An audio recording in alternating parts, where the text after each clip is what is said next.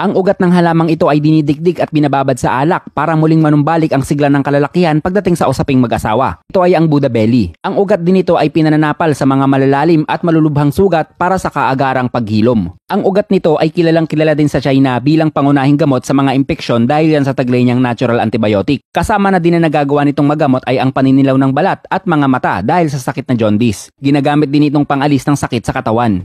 Ang bunga naman nito ay laxative. Ngunguyain mo lang ito kung hirap kang dumumi or matigas ang iyong dumi. Kasama na din dyan ang pagpuksa sa bulate sa loob ng ating katawan, pampurga in short. Tinatawag din itong gout plant dahil ang pagtapal ng dinikdik na ugat nito sa parteng kasukasuhan na namamaga ay nagagawa nitong magamot.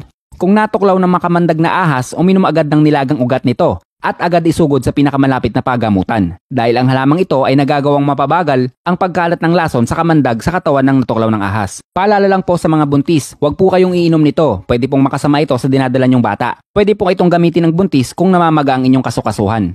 Ang buong halaman na ito ay may toxins compound, kaya ang labis-labis na paggamit ng halamang ito ay maaaring makapinsala sa atin at magdulot ng pagkahilo at pagsusuka. Moderate lang po ang paggamit lalo na kung iinom kayo nito. Sa mga nagbababad ng ugat nito sa alak, hinay-hinay lang din po. Masyado po nitong binubus ang ating libido at nagiging agresibo sa sexual matters. Pwede din po ito magdulot ng palpitation sa ating puso. At yan ay isang minutong dagdag kaalaman galing sa isang magsasaka.